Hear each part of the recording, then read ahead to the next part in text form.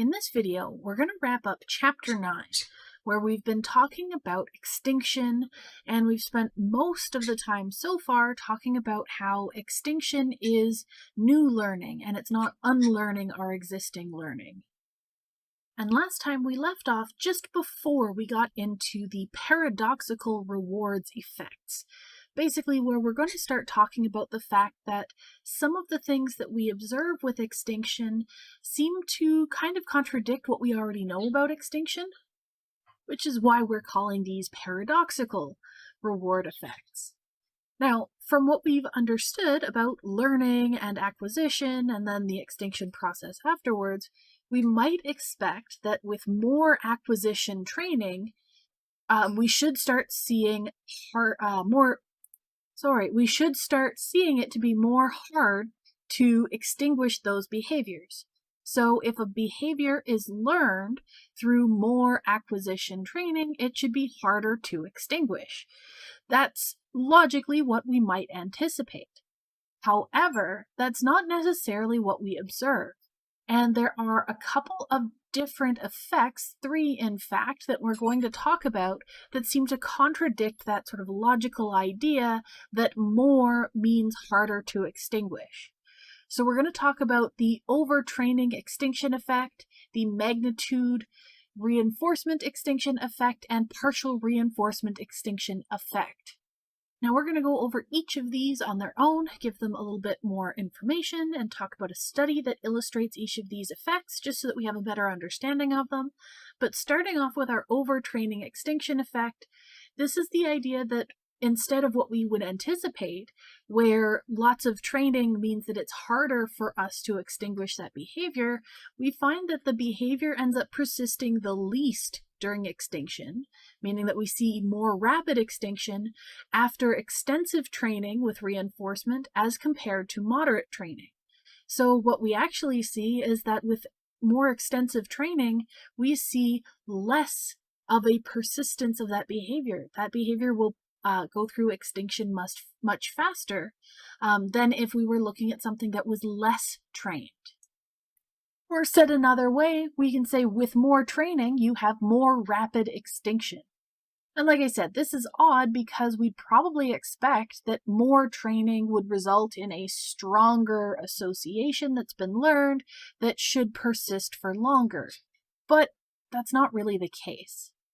And what we think is going on is that with more acquisition trials, with more of those learning or training trials, we create a greater expectancy of that reward, where you come to anticipate your reinforcer more strongly, which would generate even greater frustration when extinction is introduced and lead to faster extinction because of the magnitude of that frustration that comes from higher levels of training. So let's look at an example of a study that actually shows this. So this experiment was done by Ishida and Papini in 1997, say it in the right order. And this is looking at turtles, and turtles in a runway maze. So usually when we've looked at runway mazes like this, where we have our starting box and then a long hallway that they have to run down, and then we have a goal box at the end, we've usually looked at this in terms of rats. But other species can be used in this kind of a setup, and these individuals use turtles. And so here they had a bunch of turtles who were started in this start container. This wall here, or this door here, would lift out, would open upwards so that they could run down this runway here and reach their food pellets and the goal location. And they measured how long it took to reach that goal, or they were measuring latency. So we can look at what they see here during acquisition, where we're measuring our mean log latency, which is basically how much of a delay do we see before they reach the end of the hallway. So a higher score means that they were slower. And so each of these different symbols indicate a different individual. So our triangle individual is individual number 21, and they started taking quite a long time and eventually sped up and could reach the goal in a fairly short location towards the end.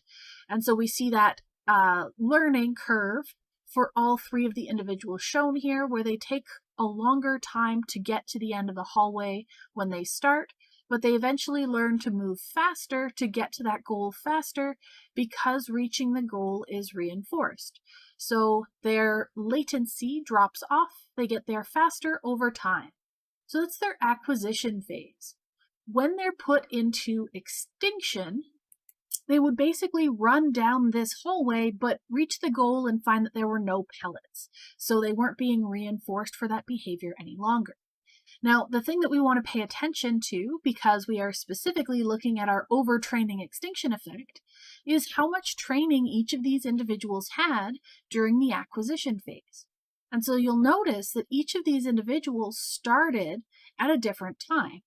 So our triangle individual, number 21, started right at the very beginning in session number 1.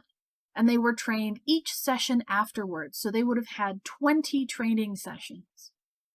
Individual number 2 here, or I guess diamonds are 14. So this individual started, it looks like 7 or 8 sessions in, and worked on from there. So they would have had fewer sessions, fewer training sessions than the first individual. And our last individual with the circles was started training on session 15, so they would have only had 5 or 6 training sessions. So they each had different levels of training in acquisition before they entered into extinction. And they were all put on extinction at the exact same time, but we see that our first individual, the triangle one, the one who had the most training, shows the steepest curve here during extinction. So if we remember, this is how long it takes them to get to the end of the box. They very quickly started to take longer and longer to reach the end of the hallway because they learned very quickly that they weren't being reinforced. They had that frustration effect where they expected originally to get food at the end, and when it didn't happen, they very quickly learned not to hurry because there wasn't food anymore. Whereas our circle individual, who was trained the least, ended up persisting and going very, very quickly for quite a long time, and they were the slowest to start showing extinction effects. So the turtles that were trained for longer, who had more days of training, showed more rapid extinction, and those that had less training showed less rapid extinction. For our second of our paradoxical reward effects, we're going to look at the magnitude reinforcement extinction effect. And so what we end up observing here is that we will see more rapid extinction if an individual is trained with larger rather than smaller magnitude reinforcers.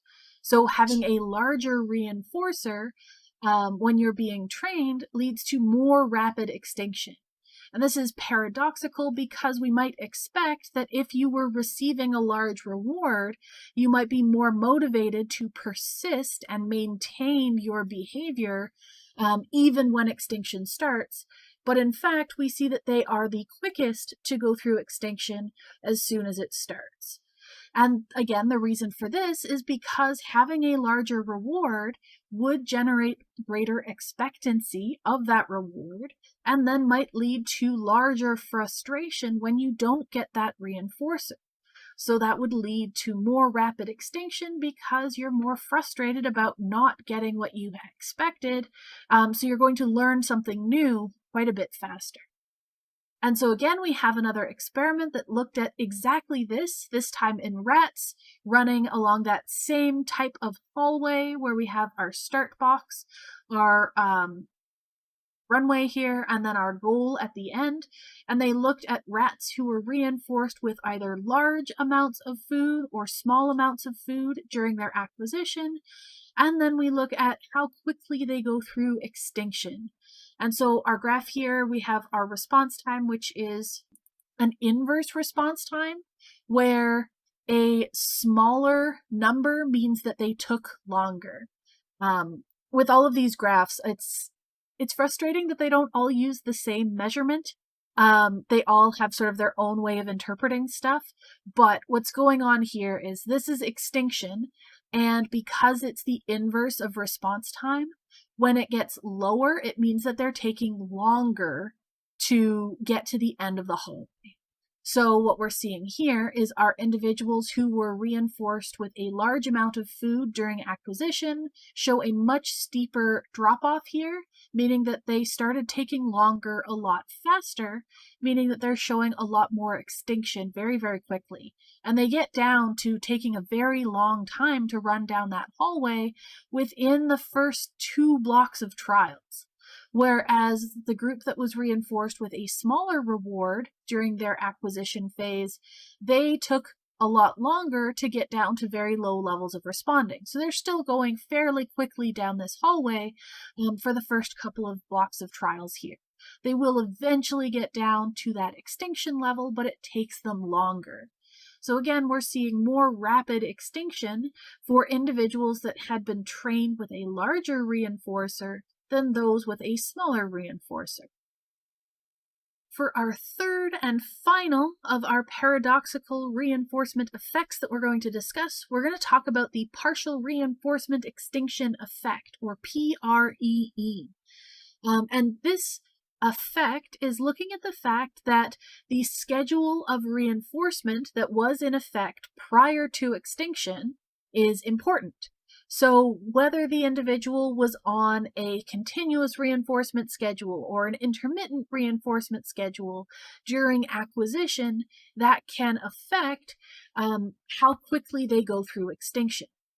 Now, there's been tons of research looking at this, and even within our partial reinforcement schedules, there's a lot of variability on whether it was a interval or ratio, or whether it was fixed or variable.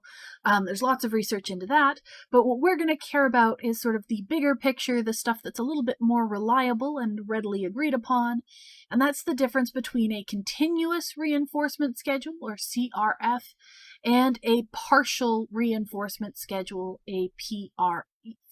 And I sometimes call it an intermittent reinforcement schedule, same difference, just that it's not being reinforced every single time. And so, excuse me. And so, again, what we might expect would be that if you were on a continuous reinforcement schedule, that you would have a stronger acquisition and that you would persist for longer. But in fact, what we find is that individuals on a continuous reinforcement schedule end up showing much faster extinction. And the idea here is that with a continuous with our continuous reinforcement schedule, what we see is that they have larger levels of frustration when they are then not reinforced, and so they show more rapid extinction. With partial reinforcement schedules, they have less frustration and show more resistance to extinction. And this is something that we would see in, say, gambling. So if you were gambling and you received money every single time you pulled the slot machine when you were learning, and then all of a sudden when the learning session ended and you stopped receiving money, you'd probably walk away fairly quickly. But instead, because we have a partial reinforcement schedule, where sometimes you get money back and sometimes you don't, you're a lot more likely to persist. That uncertainty, those lower levels of frustration because you've come to expect non-reinforcement, ends up allowing you to persist in that behavior even if extinction came into place. All right, so that brings us to the end of the chapter. So I'm going to just very briefly remind you of the topics that we've covered in this chapter. So we talked about a bunch of forms of recovery, ways that we can see behaviors come back even after extinction. So we can see spontaneous recovery, which occurs after the passage of time. We can see renewal, where the behavior starts occurring when we change our context. We might see reinstatement. Whenever we have re-exposure to our unconditioned stimulus, we can see that behavior coming back. Or we might see resurgence, when the extinction of another response can cause an increase in the first response that had previously been extinguished. So the first three only necessarily apply to one behavior at a time. Resurgence brings in the existence of other behaviors within our environment.